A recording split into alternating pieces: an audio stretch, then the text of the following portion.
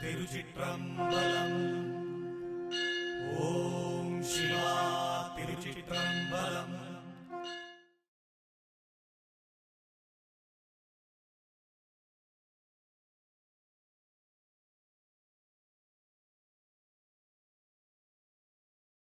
திருச்சிற்றம்பலம். அருள்பரம் ஜோதி தனிப்பெரும் கருணையே. திருச்சிற்றம்பலம். குருவே சரணம். சத்யக்ஷரம் சதாசிவம் சர்வமங்களம். ಜಯಮಂಗಳಂ ಶುಭಮಂಗಳಂ.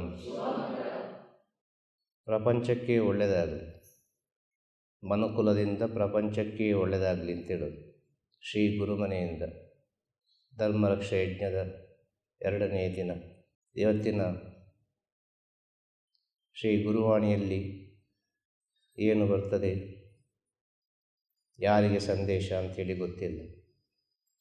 ಆ ತಾಯಿ ಜಗನ್ಮಾತೆ, ಆ ಗುರುದೇವರು, ಋಷಿಮುನಿಗಳು ಯಾವ ಜ್ಞಾನವನ್ನು ಕೊಡುತ್ತಾರೆ, ಆ ಜ್ಞಾನವನ್ನು ಪ್ರಪಂಚಕ್ಕೆ ವರದಾನವಾಗಿ ಕೊಡುವ ದಿನ ಇದು ಧರ್ಮರಕ್ಷಾ ಯಜ್ಞ.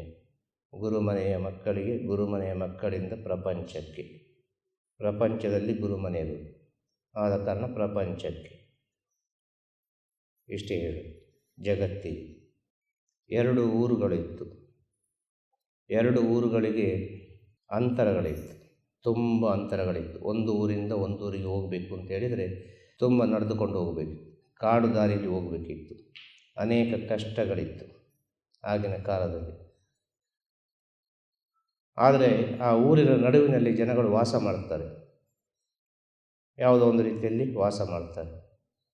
ಬೆರಳೆಣಿಕೆಯಷ್ಟು ಜನಗಳು ಮಾತ್ರ. ಅವರಿಗೆಲ್ಲ ಆ ಊರಿನಲ್ಲಿ ಇದ್ದಿದ್ದು ಅಭ್ಯಾಸ ಆಗಿ ಹೋಗಿದೆ, ಕಾಡು ಪ್ರಾಣಿಗಳೊಟ್ಟಿಗೆ. ಇನ್ನು ಆ ಕಾಡಿನ ಸ್ಥಿತಿಗೆ ತಕ್ಕವಾಗಿ ಅವರ ಜೀವನ ಅಲ್ಲಿ ಯಾವುದೋ ಒಂದು ರೀತಿಯಲ್ಲಿ ಅವರಿಗೊಂದು ಅಡ್ಜಸ್ಟ್ ಆಗಿ ಹೋಗಿದೆ. ಅಲ್ಲಿ ಆ ಒಂದು ಊರಿಂದ ಒಂದು ಊರಿಗೆ ಬರಬೇಕು ಅಂತ ಹೇಳಿದರೆ ಒಂದು 2-3 ದಿನ ಬೇಕಿತ್ತು, ಅಷ್ಟು ದೂರದ ಪ್ರಯಾಣ ಇತ್ತು. ಆಗ ನಡುವಿನಲ್ಲಿ ಒಂದು ಊರನ್ನು ಆಯ್ಕೆ ಮಾಡಿದರು.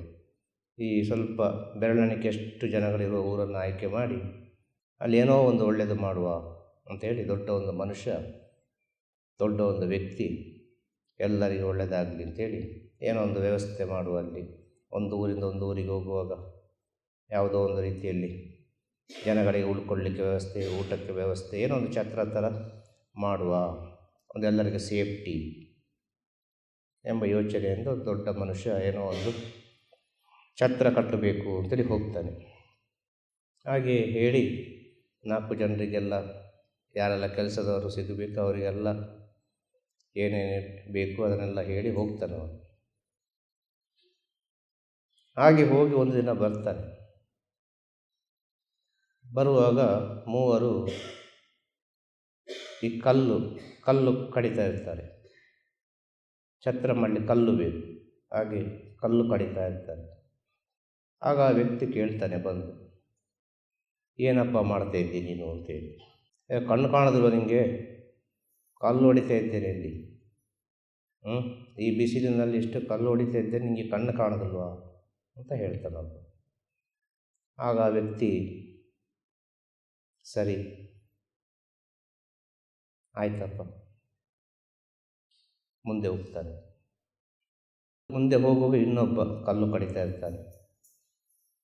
ಏನು ಮಾಡ್ತಿದ್ಯಪ್ಪ ಈ ಬಿಸಿಲಿಗೆ? ಅಲ್ಲಿ ಒಂದು ಪಾಠ ಆಯಿತು, ನಿಮಗೆ ಕಣ್ಣು ಕಾಣೋದಿಲ್ವ? ಈ ಬಿಸಿಲಿನಲ್ಲಿ ನಾನು ಕಷ್ಟಪಟ್ಟು ಕಲ್ಲು ಹೊಡಿತಾ ಇದ್ದೇನೆ, ನಿಮಗೆ ಕಣ್ಣು ಕಾಣೋದಿಲ್ವ? ಮುಂದೆ ಒಬ್ಬ ಸಿಗ್ತಾನೆ, ಅವನ ಹತ್ರ ಕೇಳ್ತಾರೆ ಇಲ್ಲಿದ್ದು ಪಾಠವನ್ನು ತಿಳ್ಕೊಂಡು, ಏನು ಮಾಡ್ತಿದ್ಯಪ್ಪ ಬಿಸಿಲಿಗೆ ನೀನು? ಈ ಬಿಸಿಲಿಗೆ ಯಾಕೆ ಕೆಲಸ ಮಾಡ್ತಾ ಇದ್ದೀನಿ? ಆಗ 2ನೇ ವ್ಯಕ್ತಿ ಹೇಳ್ತಾನೆ, ಸ್ವಾಮಿ, ನನಗೆ ಕುಟುಂಬ ಇದೆ, ಹೆಂಡತಿ ಮಕ್ಕಳಿದೆ, ಹೊಟ್ಟೆಪಾಡಿದೆ, ಏನೋ ಒಂದು ಹೊಟ್ಟೆಗೆ ಆಗಬೇಕು, ಏನೋ ಒಂದು ಕೆಲಸ ಮಾಡ್ತಾ ಇದ್ದೇನೆ. ಮೊದಲನೇವ ಒಂದು ರಾಂಗ್ ಆಗಿ ಉತ್ತರ ಹೇಳಿದೆ. 2ನೇವ ಸ್ವಲ್ಪ ಕುಟುಂಬದ ಮೇಲೆ ಪ್ರೀತಿ, ಒಂದು ಒಲವು, ಆದ ಕಾರಣ ನಾನು ಕೆಲಸ ಮಾಡ್ತೇನೆ, ನನಗೇನೋ ಒಂದು ಸಂಬಳ ಸಿಗ್ತದೆ, ನನ್ನ ಕುಟುಂಬ ಚೆನ್ನಾಗಿ ಹೋಗ್ತಾ ಉಂಟು. ಸಂತೋಷ ಆಗ್ತಾ ವ್ಯಕ್ತಿಗೆ ಕೇಳಿ, ಪರವಾಗಿಲ್ಲ. ಕುಟುಂಬಕ್ಕೆ ಬೇಕಾಗಿ ಒಳ್ಳೆ ಕಷ್ಟಪಡ್ತಾ ಇರ್ತಾರೆ, ಒಳ್ಳೆಯದಾಗಲಿ ಇವರಿಗೆ ಅಂತೇಳಿ ಮುಂದೆ ಹೋಗ್ತಾರೆ. ಮುಂದೆ ಹೋಗುವಾಗ ಇನ್ನೊಬ್ಬ ಸಿಗ್ತಾರೆ, ಅವನ ಹತ್ರ ಕೇಳ್ತಾರೆ, ಭಾಳ ಪ್ರೀತಿಯಿಂದ ಕೇಳ್ತಾರೆ, ಏನು ಮಾಡ್ತಿದ್ಯಪ್ಪ ನೀನು ಬಿಸಿಲಿಗೆ ಇಷ್ಟು ಕಷ್ಟಪಟ್ಟುಕೊಂಡು ನಿನ್ನ ಕುಟುಂಬವನ್ನು ಕಾಪಾಡ್ತೀಯಲ್ಲ ಅಂತೇಳಿ. ಒಬ್ಬೊಬ್ಬರಿಂದ ತಿಳಿದುಕೊಂಡ ಪಾಠ. ಎರಡು ಕಡೆ ಏನು ತಿಳ್ಕೊಂಡು ಅದನ್ನು ಮೂರನೇ ಕಡೆ ಅಪ್ಲೈ ಮಾಡಬೇಕು. ಈ ಬಿಸಿಲಿಗೆ ಏನು ಮಾಡ್ತಾಯಿದ್ದಿ, ನಿನ್ನ ಕುಟುಂಬಕ್ಕೆ ಬೇಕಾಗಿ ಎಷ್ಟು ಸೇವೆ ಮಾಡ್ತಾಯಿದ್ದೀಯಲ್ಲ ನೀನು, ಯಾಕೆ ಬೇಕಾಗಿ ಮಾಡ್ತಾಯಿದ್ದಿ ಈ ಬಿಸಿಲಿಗೆ. ಆಗ ಮೂರನೇ ವ್ಯಕ್ತಿ ಏನು ಹೇಳ್ತಾನೆ ಅಂತ ಹೇಳಿದರೆ, ಯಾರೋ ಪುಣ್ಯಾತ್ಮರು, ಯಾರೋ ದೊಡ್ಡ ವ್ಯಕ್ತಿ 10 ಜನರ ಒಳಿತಿಗೆ ಬೇಕಾಗಿ ಏನೋ ಒಂದು ಛತ್ರ ಕಟ್ತಾ ಇದ್ದಾರೆ, ಇಲ್ಲಿ ನನ್ನ ಕೈಲಾದ ಒಂದು ಸೇವೆಯನ್ನು ಮಾಡುವ ಅಂತೇಳಿ ನಾನು ಬಂದೆ. ಮೊದಲನೇ ವ್ಯಕ್ತಿ ಅಹಂಕಾರ, ಎರಡನೇ ವ್ಯಕ್ತಿ ಸ್ವಲ್ಪ ಸಮಾಧಾನ, ಒಂದು ಕುಟುಂಬದ ಒಲವು, ಮೂರನೇ ವ್ಯಕ್ತಿ ಲೋಕ ಕಲ್ಯಾಣಕ್ಕಾಗಿ ಒಬ್ಬರು ಏನೋ ಒಂದು ಒಳಿತು ಮಾಡ್ತಾ ಇದ್ದಾರೆ, ನಾವು ಸ್ವಲ್ಪ ಕೈ ಜೋಡಿಸುವ. ಇದರಷ್ಟು ದೊಡ್ಡ ಪುಣ್ಯ ಯಾವುದಿಲ್ಲ, ಇದರಷ್ಟು ದೊಡ್ಡ ಪುಣ್ಯ ಯಾವುದಿಲ್ಲ ಎಂಬ ಸತ್ಯದ ಅರಿವಿನಿಂದ ನಾನೊಂದು ಸೇವೆ ಮಾಡ್ತಾ ಇದ್ದೇನೆ. 10 ಜನರಿಗೆ ಅದು ಆಶ್ರಯವಾಗ್ತದೆ, 10 ಜನರಿಗೆ ಒಳಿತಾಗ್ತದೆ. 10 ಜನರಿಗೆ ಒಳಿತಾಗುವ, 10 ಜನರಿಗೆ ಆಶ್ರಯ ಆಗುವಾಗ ನಾವು ಏನು ಮಾಡಬೇಕು ಎಂಬುದು ಸತ್ಯದ ಅರಿವು ಬಂದು ನಾನಿಲ್ಲಿ ಸೇವೆ ಮಾಡ್ತಾ ಇದ್ದೇನೆ. ಭಾಳ ಖುಷಿಯಾಗ್ತದೆ. ಓ ಹೌದಾ, ಪರವಾಗಿಲ್ಲ. ಮೂವರಲ್ಲಿ 3 ರೀತಿಯ ಅನುಭವ, ಆದರೆ ಮಾಡುವ ಕೆಲಸ ಕಾರ್ಯಗಳು ಒಂದೇ, ಮಾಡುವ ಕರ್ಮ ಒಂದೇ, ಮೂವರು ಕಲ್ಲು ಹೊಡೆಯುವುದೇ. ಈಗ ಹೇಳಿದರೆ ಎಂತ ಹೇಳೋದು, ಕ್ರಷರ್ ಎಲ್ಲ ಸೈಜ್ ಮಾಡ್ತಾರೆ, ಕಲ್ಲು ಮಿಷನ್ ಕಟ್ಟಿಂಗ್ ಎಲ್ಲ ಮಾಡ್ತಾರೆ. ಆಗಿನ ಕಾಲದಲ್ಲಿ ಕೈಯಲ್ಲಿ ಮಾಡಬೇಕಿತ್ತು. 3 ಜನರು ಮಾಡುವ ಕೆಲಸ ಒಂದೇ, ಆದರೆ 3 ಜನರ ಉತ್ತರ ಬೇರೆ ಬೇರೆ ಬೇರೆ. ಆಗ ಆ ವ್ಯಕ್ತಿ ಕೇಳ್ತಾನೆ, ಕೊನೆಗೆ ಒಬ್ಬ ಹೇಳಿದಲ್ಲ ಸೇವೆ ಮಾಡ್ತಾ ಇದ್ದೇನೆ ಅಂತೇಳಿ, ಇದು ಯಾರು ಮಾಡಿಸ್ತಾ ಇರೋದು ಈ ಸೇವೆಯನ್ನು, ಈ ಛತ್ರವನ್ನು ಯಾರು ಕಟ್ಟಿಸೋದು? ಬಹಳ ಪುಣ್ಯಾತ್ಮರು, ನೀನು ನೋಡಿದ್ದೀಯ ಅವರನ್ನು ಅಂತೇಳಿ. ಇಲ್ಲ ಸ್ವಾಮಿ, ನಾನು ಅವರನ್ನು ನೋಡಲಿಲ್ಲ, ಆದರೆ ಅವರ ಒಂದು ಸೇವೆ ನನಗೆ ಭಾಳ ಇಷ್ಟ ಆಯಿತು, ಆದ ಕಾರಣ ನಾನು ಅವರ ಜೊತೆ ಕೈ ಜೋಡಿಸ್ತಾ ಇದ್ದೇನೆ. ಆ ವ್ಯಕ್ತಿ ಬೇರೆ ಯಾರಲ್ಲ, ಆ ವ್ಯಕ್ತಿ ನಾನೇ. ಆ ವ್ಯಕ್ತಿ ನಾನೇ, ನಿಮಗೆ ಈ ಕೆಲಸ ಕಾರ್ಯಗಳನ್ನು ಕೊಟ್ಟು ಹೋದವ ನಾನೇ. ನಾನು ಯಾರು ಅಂತ ಯಾರಿಗೂ ಗೊತ್ತಾಗಲಿಲ್ಲ, ಆದರೆ ಇದನ್ನು ಕಟ್ಟಿಸ್ತಾ ಇರೋದು ನಾನೇ. ಇನ್ನು ಮೇಲೆ ನಿನಗೆ ಇಷ್ಟು ಕಷ್ಟಪಡುವ ಕೆಲಸ ಇಲ್ಲ, ನನ್ನ ಜೊತೆ ಇದ್ದರೆ ಸಾಕು. ನಿನಗೆ ಏನು ಬೇಕು ಎಲ್ಲ ತನ್ನಿಂತಾನಾಗಿ ಸಿಗ್ತದೆ. ಹಾಗೆ ಆ ಪುಣ್ಯಾತ್ಮನ ಜೊತೆ, ಆ ಯಜಮಾನನ ಜೊತೆ 4 ಜನರ ಒಳಿತಿಗೆ ಬೇಕಾಗಿ ಒಬ್ಬ ಸೇವೆ ಮಾಡ್ತಾನೆ ಅಂತೇಳಿ, ಅದು ಪವಿತ್ರ ಆತ್ಮ, ಇವ ನನ್ನ ಜೊತೆ ಇರಲಿ ಅಂತೇಳಿ ಅವನಲ್ಲಿ ಏನೆಲ್ಲ ವಿಚಾರಗಳು ಉಂಟು ಅದೆಲ್ಲ ಇವನಿಗೆ ಕೊಟ್ಟು ಬಿಡ್ತಾನೆ. ಇನ್ನು ಮೇಲೆ ನೀನೇ ಮುಂದುವರಿಸ್ಕೊಂಡು ಹೋಗು ಅಂತೇಳಿ. 3 ಬಂದದ್ದು ಒಂದೇ ಕೆಲಸಕ್ಕೆ, ಅದರಲ್ಲಿ ಒಬ್ಬ ಸತ್ಯವನ್ನು ತಿಳಿದು ಲೋಕ ಕಲ್ಯಾಣಕ್ಕಾಗಿ ಸೇವೆ ಮಾಡ್ತೇನೆ ಅಂತ ಹೇಳುವಾಗ ಆ ಯಜಮಾನ, ಆ ಪುಣ್ಯಾತ್ಮ ಅವನಲ್ಲಿರುವ ಎಲ್ಲ ವಿಚಾರವನ್ನು ಇವನಿಗೆ ಕೊಟ್ಟು ಬಿಟ್ಟ. ಮಹಾರಾಜನಾಗಿ ಜೀವನ ಮಾಡಿದವ.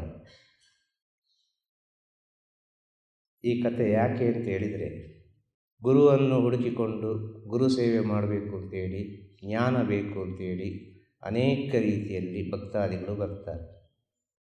ಈ 3 ವಿಧದ ಭಕ್ತಾದಿಗಳಿದ್ದಾರೆ ಅಂತ ಹೇಳಿ. ಒಂದು ಅಹಂಕಾರದಿಂದ, ಈಗೋದಿಂದ, ನನ್ನದು, ನಾನು ಅದು ಮಾಡಿದೆ, ಇದು ಮಾಡಿದೆ, ಮೊದಲನೇ ವ್ಯಕ್ತಿ ಥರ.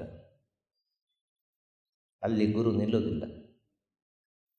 ಇನ್ನೊಂದು ಕ್ಯಾಟಗರಿ ಇದೆ, ಗುರು ಸೇವೆ ಮಾಡಿ ನನ್ನ ಕುಟುಂಬ ಚೆನ್ನಾಗಿರಲಿ, ನಮ್ಮ ಮನೆಯವರು ಚೆನ್ನಾಗಿರಲಿ, ಅದರಲ್ಲಿ ಒಂದು ಸ್ವಲ್ಪ ಅರ್ಥ ಇದೆ, ನ್ಯಾಯ ಇದೆ, ಸರಿ, ಅಲ್ಲಿ ಏನೋ ಒಂದು ಒಳಿತಾಗ್ತದೆ.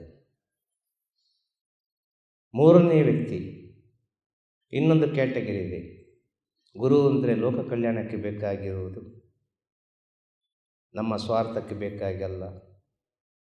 ಪ್ರಕೃತಿಯಲ್ಲಿ ಹೊತ್ತೊತ್ತಿಗೆ ಮಳೆ ಬರಬೇಕು, ಈಗ ಮಳೆಗಾಲ ನಿಜವಾಗಿ ಅಲ್ವಾ, ಮಳೆ ಬರ್ತಾ ಇಲ್ಲ. ಕಾರಣ ಏನು? ಭೂಲೋಕದಲ್ಲಿ ನಡೆಯುವ ಕೆಲವೆಲ್ಲ ವಿಚಾರಗಳು, ಶ್ರೀಶಾಪಗಳು, ಗುರುಶಾಪಗಳು, ಗುರುನಿಂದನೆ ಮಾಡಿದ ಫಲ, ಶ್ರೀನಿಂದನೆ ಮಾಡಿದ ಫಲ. ಮಳೆ ಬರ್ತಾ ಇಲ್ಲ, ಮಳೆ ಬರಬೇಕಿತ್ತು, ಮಳೆ ಬರಬೇಕಿತ್ತು, ಮಳೆ ಬರಬೇಕಿತ್ತು. ಇದು ಮಳೆಗಾಲ, ಮಳೆಗಾಲ, ಇಷ್ಟು ಬಿಸಿಲುಂಟು, ಯಾಕೆ ಯಾಕೆ ಯಾಕೆ? ಭೂಮಿಗೆ ಅಷ್ಟು ಬೇಜಾರಾಗಿ ಹೋಗಿದೆ, ಅಷ್ಟು ದುಃಖ ಆಗಿ ಹೋಗಿದೆ ಭೂಮಿಗೆ. ಸಾಕಪ್ಪ ಈ ಮನುಷ್ಯರನ್ನು ಸಾಕುವುದು ಅಂತೇಳಿ. ಪ್ರಕೃತಿಯಿಂದಲೇ ಇದು ಬದಲಾವಣೆ ಮಾಡಲಿಕ್ಕೆ ಸಾಧ್ಯ. ನಾವು ಸ್ವಲ್ಪ ಅರ್ಥ ಮಾಡಿಕೊಳ್ಬೇಕು. ಆಗ ಗುರುಗಳು ಅಂತ ಹೇಳಿದರೆ ಲೋಕ ಕಲ್ಯಾಣಕ್ಕಾಗಿ ಏನೋ ಒಂದು ಸೇವೆಯನ್ನು ಮಾಡ್ತಾ ಇದ್ದಾರೆ. ಆ ಪ್ರಕೃತಿ ಜೊತೆ ಏನೋ ಒಂದು ಪವಿತ್ರದ ಸ್ಥಿತಿಯಲ್ಲಿ ಪುನಃ ಮನುಕುಲಕ್ಕೆ ಏನೋ ಒಂದು ಒಳಿತು ಮಾಡಲಿಕ್ಕೆ ಬೇಕಾಗಿ ಏನೋ ಒಂದು ಸೇವೆ ಮಾಡ್ತಾ ಇದ್ದಾರೆ ಅಂತ ಹೇಳುವಾಗ ಆ ಗುರುಗಳ ಜೊತೆ ಶರಣಾಗತಿ ಆದರೆ ಆ ಗುರುವಿನ ಜ್ಞಾನ, ಆ ಗುರುವಿನ ಸ್ಥಿತಿಯೆಲ್ಲ ತನ್ನಿಂದ ತಾನಾಗಿಯೇ ಬಂದು ಬಿಡುತ್ತದೆ ಶಿಷ್ಯನಾದವನಿಗೂ ಭಕ್ತನಾದವನಿಗೂ. ಇದು ಸಾಧನೆ ಮಾಡಿ ಬರುವ ಕೆಲಸವಲ್ಲ. ಇದು ಸಾಧನೆ ಮಾಡಿಕೊಂಡು ಇದೆಲ್ಲ ಸಂಪಾದನೆ ಮಾಡ್ತೇನೆ ಅಂತ ಹೇಳಿ ಆಗಲಿಕ್ಕಿಲ್ಲ. ಜ್ಞಾನ ಅಂತೇಳಿದರೆ ಕ್ಷಣ ಕ್ಷಣ ಕೂಡ ತಿಳಿದುಕೊಳ್ಳುವುದು. ನಮ್ಮ ಅಂತರಾತ್ಮದೊಳಗೆ ಎಷ್ಟು ಪವಿತ್ರತೆ ಇರ್ತದೋ, ಎಷ್ಟು ಸತ್ಯ ಇರ್ತದೋ, ಎಷ್ಟು ಶರಣಾಗತಿ ಇರ್ತದೋ ಅಷ್ಟರ ಮಟ್ಟಿಗೆ ನಾವು ಭಗವಂತನ ಹತ್ತಿರ ಆಗ್ತಾ ಇರ್ತೇವೆ, ಗುರುವಿನ ಹತ್ತಿರ ಆಗ್ತಾ ಇರ್ತೇವೆ. ಗುರುವಿನಿಂದ ಜ್ಞಾನವನ್ನು ತನ್ನಿಂದ ತಾನಾಗಿಯೇ ನಾವು ಪಡೆದುಕೊಳ್ತೇವೆ. ಇದೆಲ್ಲರೂ ಅರ್ಥ ಮಾಡಿಕೊಂಡ್ರೆ ಸಾಕು. ಎಲ್ಲರಿಗೂ ಆರೋಗ್ಯ ಚೆನ್ನಾಗಿರಲಿ, ಎಲ್ಲರಿಗೂ ಮನಸ್ಥಿತಿ ಚೆನ್ನಾಗಿರಲಿ, ಎಲ್ಲರ ಕುಟುಂಬದಲ್ಲಿ ಸುಖ ಶಾಂತಿ ನೆಲೆಸಿರಲಿ, ಎಲ್ಲರ ಜೀವನ ಸುಂದರ ಸವಿಯಾಗಲಿ, ಸುಂದರ ಜೀವನವಾಗಲಿ.